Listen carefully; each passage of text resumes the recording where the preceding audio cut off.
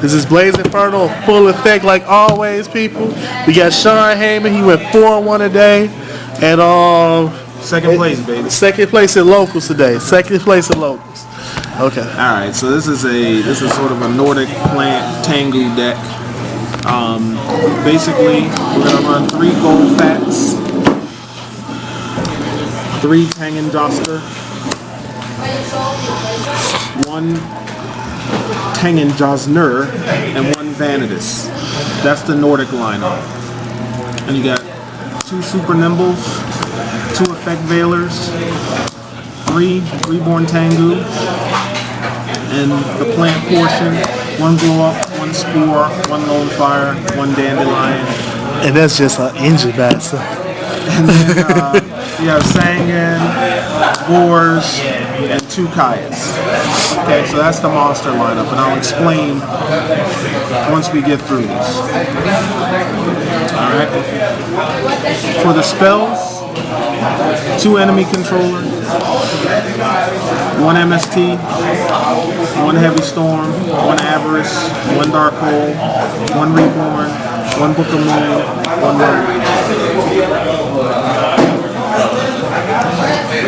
For the traps, 2 Solemn Warning, 2 Wabakus, which I just added today, which I think got me over the top. 2 Gleipnir, 1 Call of the Haunted, 1 Solemn Judgment, 1 Mirror Force. Alright. So there's a few cards that make this work. Everybody knows about the plant engine, getting Spore and Glow Up Ball into the graveyard. If you notice, I don't run Foolish Burial because it's not really a plant engine. It's really a Nordic engine. A few things that make this work. The trap lineup of Wabaku and Gleipnir. Gleipnir lets me add a Nordic monster from my deck to my hand. So in a battle phase, I'm going to be adding this little goat sheep thing, Tangen Joster. So when something's destroyed by battle, I add this to my hand from Gleipnir, special summon in defense position, and its effect is when I turn it to attack position, I can special summon a Nordic beast level 4 or lower in defense position. Alright, and this is going to become important with Wabaku, because if there's multiple monsters on the field, activate Wabaku. This isn't destroyed, it sits in defense position until it's my turn.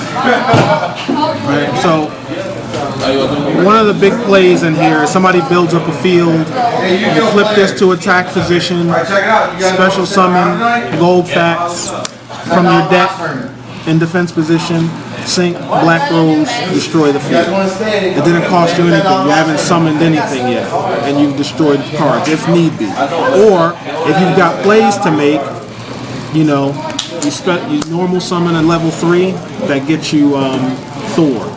Or you just wanted to go into just level 7s, or if you had a Dandelion that was destroyed by battle, you get 2 tokens, you special summon this in defense position, turn it to attack. It's a Trish play right there. Lone Fire, get you the Dandy, get you Spore. This really is all about synchro. And if there's problems, you have your Caiuses, because you're going to get a lot of tokens. This Sheep guy gives you tokens. Obviously, Dandelion gets you tokens. This gets you an extra card to the field. So you're always going to have an opportunity to sack for Caius. And everybody knows Caius removes problems like it's nobody business. You got your Sangan to search out. It searches out your sheep, it searches out your plant engine, whatever you need. The other portion of this that we didn't talk about is Tengu.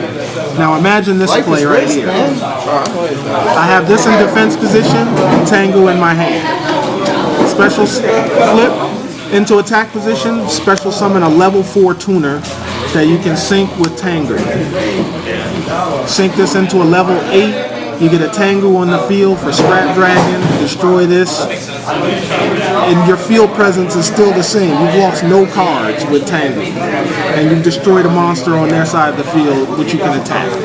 I mean, the possibilities of sacking the possibilities of synchroing are just too numerous to name. You can sync into almost any normal sync monster that you want. Or Or some bad pussy. If you if you don't have any more of these left in your deck for some reason, you can turn it to attack position, and then a level 3 Xyz monster. So I mean, it's so versatile. It's hard for people to kind of figure out, what do I stop?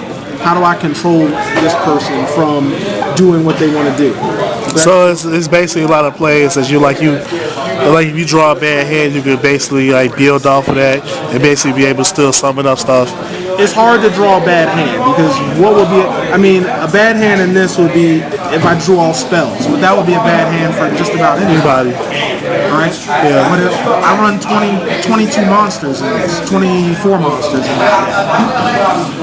You should run Gallus. It might be. You should run Gallus. But the idea really is you always have plays. I mean, if they're attacking into a goat, you're getting tokens. If they're attacking into a plant, plants can summon themselves from the graveyard with Blood Bulb or Spore. If they attack a monster and I have this in my hand, I'm special summoning this. I mean, I'm constantly special summoning monsters. So obviously, if they have like a Vanity's Fiend or a Christia out on the field, I'm in a lot of trouble because I rely on special summoning. But that's where Waboku comes into play. This Waboku saves me for plays with Caius when I have something on the field that I need to get rid of. Waboku saves my monsters from battle. Sack for Caius, get rid of Christia or Vandal's Fiend or whatever it is. So this was a big card for me today. Made the difference between probably being 2 and 3 to going 4 and 1. That's the deck, man. Oh, the synchros, man. Let's talk about the synchros. 1 Formula Synchron, 1 Trish, 1 Scrap, 1 Brionic, 1 Armory Arm, 1 Magical Android. I mean, that's not necessary, whatever you want. 1 Ancient Fairy, 1 Cataster, 1 Colossal, 1 Gaia, also not necessary, just filler for me. 1 Odin, which you need in the deck. 1 Stardust, 1 Leviair, 1 Thor, 1 Blackbird. So you got each one of them. You got Loki in there or no? I don't have Loki because I don't have. I mean, I could theoretically summon Loki using Vanitas, but Loki's the weakest of the 3 cards, so I choose to eliminate it. But my next deck is going to be all Nordics, so I will have a Loki in my. So how you been doing so far besides top of the day with the deck? How long It's really good. It's a really good deck. I've gone. When I played in Michigan with this deck now, I played in Michigan with this particular build when we could have more Avarice, when Avarice was at 3. Back then, this deck was really broken.